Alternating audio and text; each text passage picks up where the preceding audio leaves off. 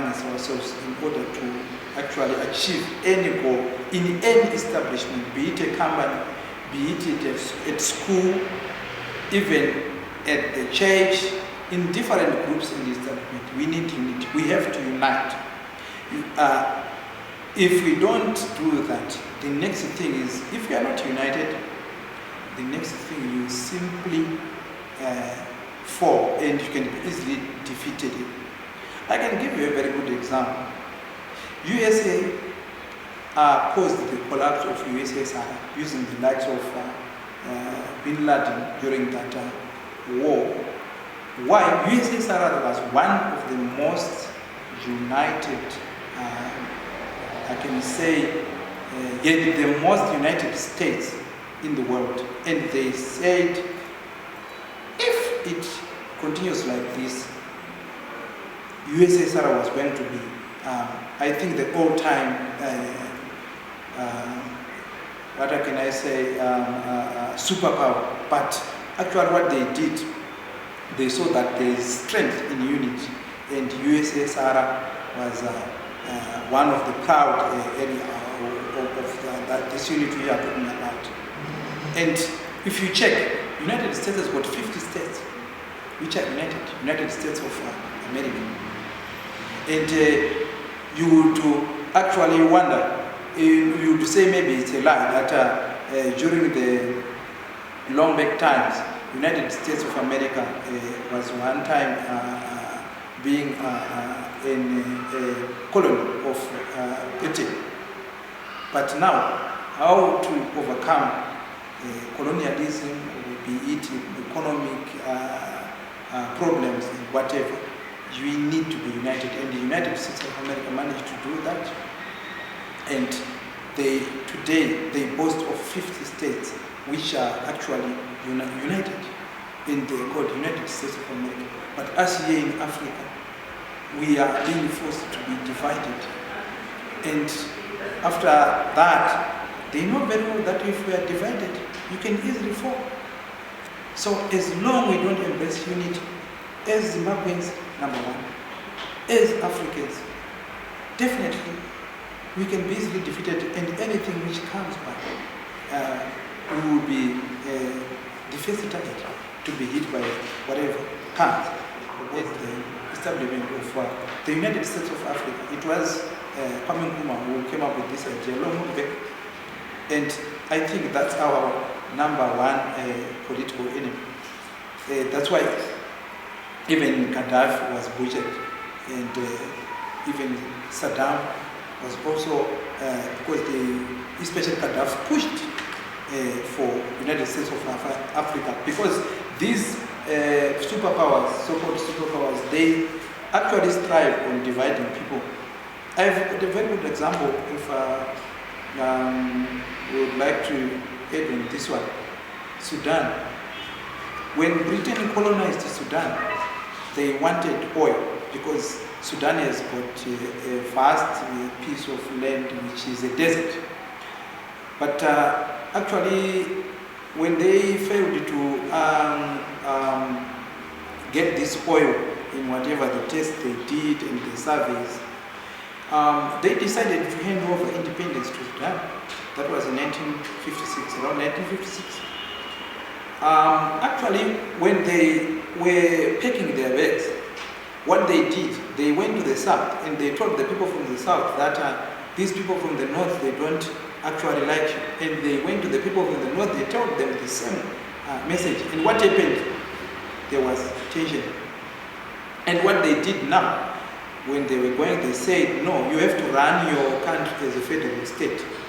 But the likes of Omar al-Bashir tried to actually unite people. He had the wells, oil wells were from the south, and they to erect some refineries in the north, so that at least people would know that, okay, we mine our oil here, we refine it in the north, so we are one people. And so that was the whole idea. But now, today, there is South in Sudan, and there is Sudan. That thing was done long back. But who did it? It's the United Kingdom.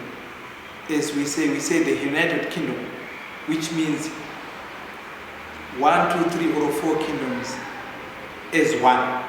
But as Africans, we are separated. We are not united. And who give us the instructions of not being united? Who give us the message that your brother is not good? Is the United Kingdom. The people who are actually pushing for disunity, themselves they are united. So as Africans, we have to be vigilant on that one. We have to be so, even the economy booms. We have witnessed the United States of America. The economy is booming, and they grow things like corn for their animals, and will never run short of it. Why? Because they are united. And why can't you be united as Zimbabweans? Unity of purpose. Why can't you be united and being seen actually giving each other ideas on how to solve our problems, than to just wake up in the morning and say, no, we don't like bonds, we don't like bond notes and what, but do you have a solution? Give us your solution. Give us your suggestion. What do we do? But it's just, we don't like them. But I think we have to move inches away from this thing of blame game. Let's also come up with ideas, because in this whole thing which we are talking about, most of these things we come across them on our day-to-day living. We board the same commuter or minibus, we go to the same clinic, we buy the same bread, and what affects you is what affects me. But if we have a problem now, how do we solve? Because coming across this problem, encountering problems is not the issue. That's not what matters most. What matters most is, are we able to sail through as a people? Are we able to solve our problems as a people? Because if the moment we fail to do that, that's when we actually start to fall and being hit hard by these economic problems, and maybe our day-to-day living being affected. And one thing we can learn from these united France, like the United States of America, and the utilization of resources to the maximum. We have to utilize our resources. We have to put up measures. I think on that area also the government have tried very much to put some measures, especially if you go to the platinum plant. There is a platinum plant being put in place in Mapiro there, so that we do the value addition here than to send our minerals as raw outside there, and then the next thing you are told they don't meet the international standards. But if we do it on our own here, then we export. We export, actually we get that much needed revenue, because as long we don't export much, as long our import bill is more than the export bill, we always keep on facing these economic problems. So we need very much to embrace government ideas and support them fully in any move, which if we are not satisfied, we take the normal channels to approach our leaders. No, why can't we do this? I don't think they will not listen to us. They will. But now, it will all depends on how we are approaching them. And I think if we do that, in my own thinking, we will actually reach objective. It's a real journey, which is also gruesome. It's not easy. So let's come to our senses as Zimbabweans. Let's not actually run riot as we have seen. And there is no country which has ever succeeded after these uprisings. You can name them. Go to Libya. They were told that Gaddafi was a dictator, he was butchered, as you know. But now, more than 2 million people from Libya are now staying as refugees in Chad. There is no peace there to talk about. Even the American ambassador was actually shot in Libya. And I don't think there is a new ambassador now being sent to I'm not quite sure, but he was shot like 2 years back in Ambassador, And is that what we want? If you go to countries like Syria, the same is happening there. They have created ISIS. I think you have heard Donald Trump actually talking about that Obama is the one who created this ISIS group and whatever. Then what actually puzzles is, if you go to Iraq, the Americans are actually opposing this same ISIS. But then if you go to Syria, they are supporting the same ISIS, which is a clear indication that they have double standard, these guys. And they are not those kind of people that we must actually listen to and rely on. We have to, it has to give us a lesson, actually, then they are not actually good people to take ideas from. So I urge Zimbabweans to actually commit and dedicate ourselves to the cause of especially this agriculture thing, since our economy is agro-based, and definitely we will come out as victors of circumstances, and we need very much to get down to the ground and work. Get down to the ground and work towards achieving a sound economy. Definitely, if we do that, it is my hope that we will actually get to the promised land. I would like to actually Alfred Marshall he once made an illuminating remark in 1930. He said, knowledge is our powerful engine of production. It enables us to subdue nature and force it to satisfy our wants. It enables us to utilize the resources. So I think if we apply our knowledge on the ground, especially in terms of agriculture, embracing science and technology, promoting intra-trade in these Southern African countries and African Union as a continent, if we promote the intra-Africa trade, I think as Africa will actually revive our economies and realize what exactly must be actually getting from these sales, import, exports, and whatever, as Africans, before actually approaching those bigger nations which are, for example, Europe. Yes, we can import to Europe, we can import to America, but first, let's promote intra-Africa trade.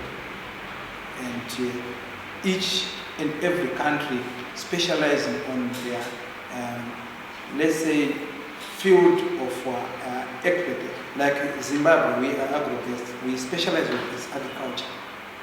Then if you go to Zambia, they've got mines. In Congo, then they specialize in those minerals and whatever. I think collectively we will come up as a force to God, as Africa. So I urge, especially the young people, since we are said to be the backbone of many nations and even world over, to sit down and think, sit down and plan, sit down and actually re-strategize. Let's refocus on those things which bring development than those which actually bring agony and anguish to our peers and our parents and whatever. We have to go to work. We have to actually support our families. We mustn't be engaging into these things of rioting, destroying shops, beating each other for no good reason. Actually, let's embrace peace. Let's embrace peace. Let's go to the fields. Let's approach our different various departments of government. If you are For IT, let's approach the Ministry of Information and Technology. I've got my invention, I have this, then they support you. If you have got a passion in agriculture, approach the Ministry of Land, approach the Ministry of Mechanization, Irrigation Department, give us the inputs, give us the land, we want to do the thing. If you are in the education sector, we have the ministry, higher and tertiary, and so on. Then we get down to the ground and work. Because if this thing of unemployment, even if you go to America, there are also people who are not employed, and those who are poor. Even if you go in the UK, they are there who are poor, who are not employed, who even sleep in the streets. They are there. But now, the thing is, are we able to deal with these problems? So wherever you go, you get, even if you go in South Africa, just today they were discussing, they were saying we have many graduates and they don't have the job. So it's not only Zimbabwe. Each and every country has got its problems, but what matters most is, are we able to deal with these problems? Are we able to sail past these problems? Because they will always come. That's what matters most. So this thing of fighting and finger pointing, the blame game. Because if you say the government is not doing this, and you yourself, what are you doing? The government is busy putting in place measures to deal with the hunger, and we are busy throwing stones, destroying shops. So who is doing the good thing there? The government and yourself, who is destroying shops? Definitely, I think we have the answers. The one who is doing this thing of destroying shops and whatever, you will be actually found on the wrong side. So we need to sit down and refocus, and then actually strategize in the way we deal with our problems. By doing that, I think we will come out as victors, not victims. For these and other stories, visit our website www.263chat.com. Follow us on Twitter @263chat and like our Facebook page 263chat.